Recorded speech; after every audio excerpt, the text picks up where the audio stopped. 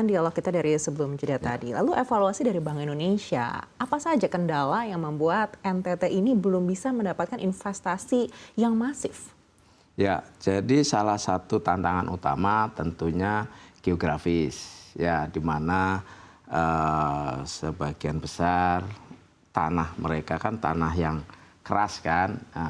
Oleh karena itu untuk mengolah itu butuh biaya yang lebih besar dibandingkan tanah-tanah yang tempat lain yang memiliki kesuburan, curah hujan yang cukup dan segala macam. Sehingga butuh terobosan teknologi untuk melakukan pengolahan dari kondisi geografis yang seperti ini. Itu yang pertama. Kemudian yang kedua, dengan kondisi geografis seperti itu tentunya produktivitas juga masih belum optimal. Itu yang kedua. Kemudian ketiga SDM. Ya.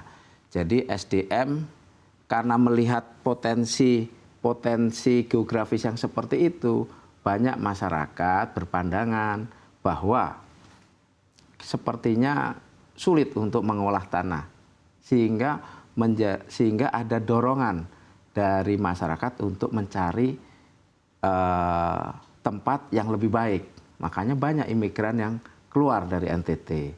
Sehingga ini menjadi satu permasalahan utama, juga menjadi tantangan bagaimana memberikan keyakinan kepada masyarakat bahwa NTT itu memiliki potensi untuk memberikan kehidupan yang menjanjikan di masa yang akan datang. Nah, itu menjadi satu tantangan. Bagaimana mengubah tantangan ini menjadi sesuatu yang lebih baik buat mereka, ya kan. Kemudian yang ketiga, tantangan yang ketiga adalah terkait dengan tadi transportasi. Ya, transportasi di NTT itu bandaranya terbanyak di seluruh Indonesia, satu provinsi. Itu ada sekitar 15 bandara. Tetapi jumlah wisatawan yang masuk ke NTT itu wisatawan Nusantara maupun wisatawan asing 1,5 juta. Bandingkan dengan Bali yang hanya punya Ngurah Rai. Dia bisa mendatangkan wisatawan Nusantara, wisatawan asing lebih dari 12 juta setahun. Hanya berapa? Nggak nyampe 10%-nya. Nah, ini menjadi interkoneksi biaya transportasi itu menjadi salah satu faktor utama bagaimana masuk investor untuk mendorong pertumbuhan ekonomi. Sehingga dengan keterbatasan itu tentunya aktivitas ekonomi juga terbatas. Nah, kemudian tantangan yang terakhir tentunya bagaimana perbankan itu ikut serta di dalam mendorong pembiayaan. Nah, karena masyarakat di sana masih belum optimal memanfaatkan pembiayaan yang berasal dari perbankan. Nah, ini juga perlu satu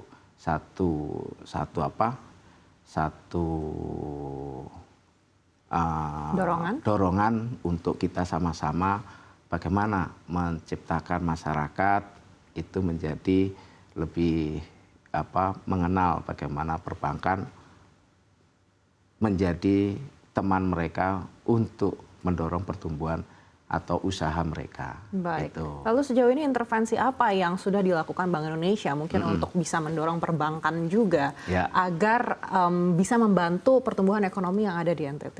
Jadi yang pertama yang kita lakukan adalah dengan mendorong adanya penyelenggaraan event-event.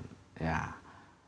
Jadi event ini harapannya akan bisa mengenalkan NTT secara lebih luas.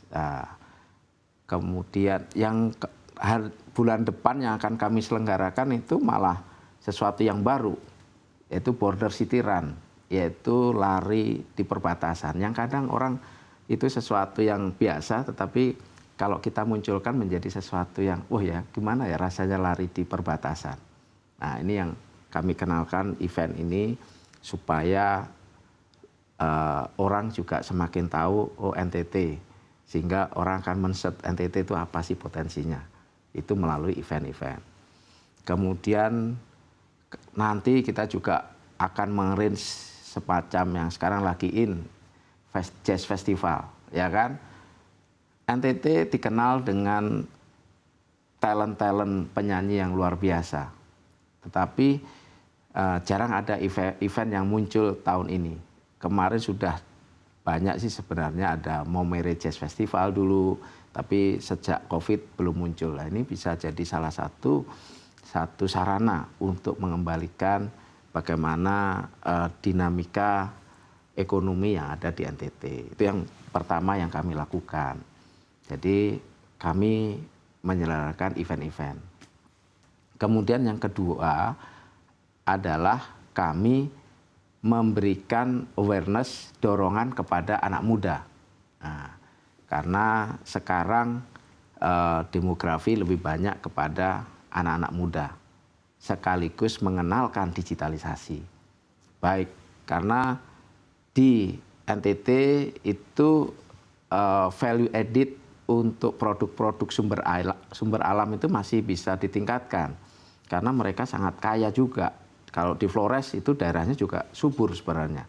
Kalau yang di Timor itu memang banyak yang karang, di Sumba juga. Tetapi mereka sebenarnya selain di pertanian kan dia bisa di peternakan maupun di potensi pariwisata. Jadi kami mendorong anak-anak muda untuk berani memunculkan ide. Nah, kami kemarin buat yang namanya teknokreasi. Jadi bagaimana dari sumber daya alam yang ada mereka tertantang untuk meningkatkan nilai tambah.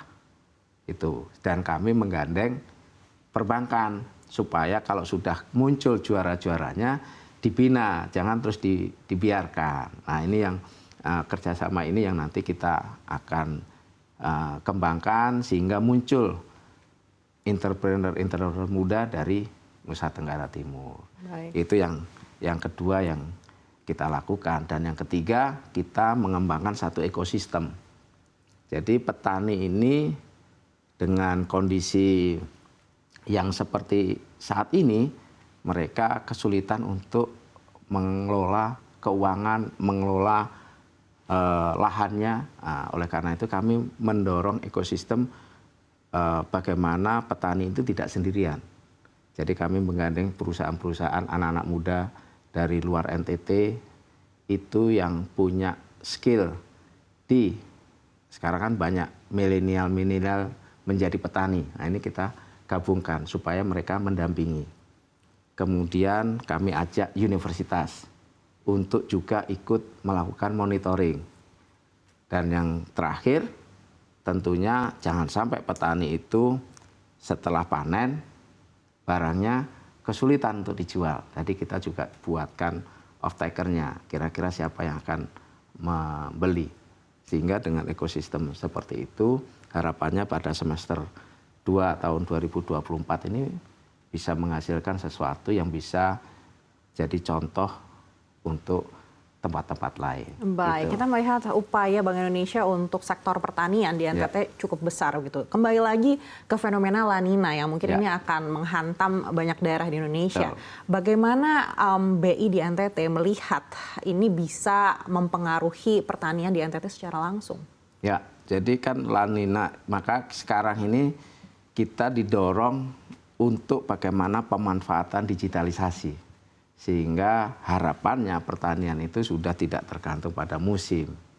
Ya, oleh karena itu kita sedang bekerja sama dengan petani-petani yang memanfaatkan digitalisasi untuk memberikan sharing pengetahuan sekaligus memberikan proyek-proyek piloting di NTT.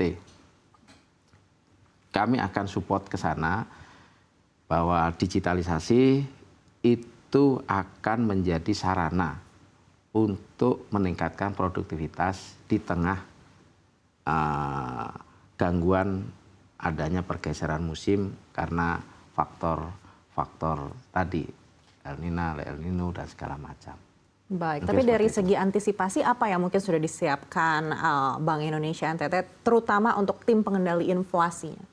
Baik, jadi kalau di pengendali inflasi kan sudah ada namanya 4K sih kalau di kami. Kami menjamin adanya ketersediaan barang dulu. Nah, ketersediaan barang ini bisa kita lakukan dengan cara membangun kerjasama antar daerah. Kami sedang menginisiasi kerjasama dengan Provinsi Jawa Timur dan juga Sulawesi Selatan yang selama ini mensupport kebutuhan-kebutuhan pangan di Nusa Tenggara Timur. Itu yang pertama. Kemudian kita berkoordinasi dengan Bulog sebagai partner dari pemerintah dalam rangka menjaga ketersediaan pangan. Nah, Bulog sudah punya jaringan tersendiri untuk menyediakan stok yang cukup bagi masyarakat NTT. Itu yang pertama. Tentunya setelah ketersediaan kita juga menjamin keterjangkauan harganya. Jadi harapannya Bank Indonesia punya misi stabilitas harganya. Ya, stabilitas harga dari sisi inflasi. Harapannya dengan ketersediaan barang, otomatis stabilitas harga bisa kita jaga. Dan yang ketiga tentunya adalah bahwa kita semua tidak bisa bekerja sendiri, maka butuh kerjasama antar semua pihak. Dan yang terakhir kita juga akan menyampaikan kepada masyarakat, supaya masyarakat itu tidak perlu ragu terhadap apa yang akan dilakukan pemerintah dalam rangka menjamin ketersediaan pangan, di dalam menjamin kestabilan harga bagi masyarakat. Mungkin itu beberapa. Baik, Pak Agus, berkaca dari pertumbuhan ekonomi di kuartal 1 2024 ini, kalau kita melihat NTT ini posisinya terendah di kawasan Bali dan Nusa Tenggara. Bagaimana proyeksi Bank Indonesia untuk pertumbuhan ekonomi NTT hingga akhir tahun 2024? Ya, jadi dengan cerita-cerita yang tadi, jadi kami masih berjuang bagaimana pertumbuhan Provinsi NTT itu bisa lebih baik. Nah, ya kita sih targetnya kalau kami proyeksikan masih di bawah nasional ya, sekitar 4% lah. Itu sudah cukup bagus. Nah, yang paling penting adalah bagaimana membuat fondasi supaya NTT ini siap untuk mendorong pertumbuhan dari sisi ekonomi. Yang pertama tadi kita ada event-event, kemudian tadi anak-anak muda. Jadi anak muda NTT salah satunya kemarin kita ajak yang terkenal di NTT salah satunya kopi, ya kan, Bajawa. Bajawa itu ada di dataran tinggi di Flores. Kemarin kita ajak ke pameran di luar negeri untuk mereka menampilkan kopi Bajawa itu tidak kalah dengan kopi-kopi dari luar negeri. Bahkan minggu depan kita juga ajak salah satu UMKM yang bergerak di dalam bidang home decor itu untuk pameran di Amerika dan sudah masuk di jaringan IKEA. Nah, inilah yang nanti kita munculkan supaya menjadi motor yang bisa menularkan, memberikan dampak kepada anak-anak muda di NTT. Nah, dengan semakin banyak pengenalan produk, harapannya juga investor juga bisa masuk dan melihat potensi-potensi yang sangat besar di NTT, khususnya di pariwisata. Gitu. Pariwisata sangat eksotik, ya kan? Tetapi masih perlu optimalisasi di dalam pengelolaannya. Nah, oleh karena itu kita juga akan kerjasama dengan Bali. Bagaimana Bali bisa nggak kita buat bundling kerjasama, jadi wisata kalau bayar sekian sudah dapat wisata Bali dan Sumba. Wisata ini dengan Labuan Bajo dan segala macam. Nah itu yang nanti kita akan lakukan. Target 4% di akhir 2024 kita harapkan bisa tercapai. Amin. Untuk NTT. Ya.